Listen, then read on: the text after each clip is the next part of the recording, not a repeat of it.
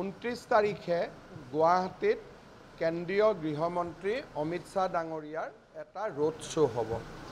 Cycle ফেক্টৰীৰ পৰা তেখেতে লাল গণেশলৈকে এই এৰিয়াটোত 2 কিলোমিটাৰ জোৰা এটা ৰোড শ্ব' কৰিব।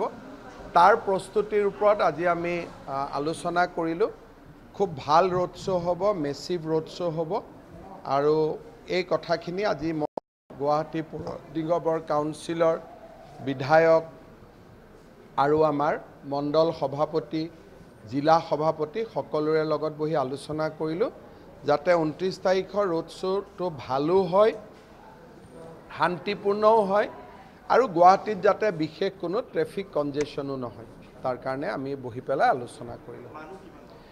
মানুহ চক ক'ব খুব দিগদাৰী। সিমান শিলচৰতে আমি কৈছিলোঁ 20,000 মানুহ হ'ব, পিছত 1 লাখ মানুহ হ'ল। গতিকে মানুহৰ মই আজিয়ে মোৰ মিটিংবিলাকত মোৰ ভাষণ দি চেজ হৈ যায়, মানুহ উঠিয়ে নাযায়।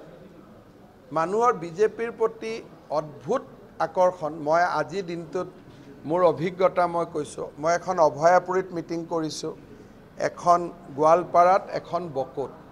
মিটিঙৰ ভাষণ দি মোৰ চেজ হৈ গ'ল, মানুহ এজন নাযায়। মই আৰু কৈ থাকিবলগীয়া হৈছে। যদি মই 20 মিনিট ভাষণ দিম বুলি ভাবিছোঁ, মানুহ উঠি যোৱা নাই 40 মিনিট, মোৰে মাত ভাঙি গৈছে। গতিকে মানুহক এতিয়া এষ্টিমেট মই যদি 20 কওঁ 40 হ'ব, 50 ক'লে 1 হ'ব। সেইকাৰণে মানুহৰ অদ্ভুত আশীৰ্বাদ নৰেন্দ্ৰ মোদীৰ লগত আৰু এক প্ৰকাৰ ঢৌ এই শব্দবিলাক এতিয়া ৰিলেভেন্স নোহোৱা হৈ গ'ল। নৰেন্দ্ৰ মোদীৰ চুনামি এক প্ৰকাৰ এতিয়া আহিছে।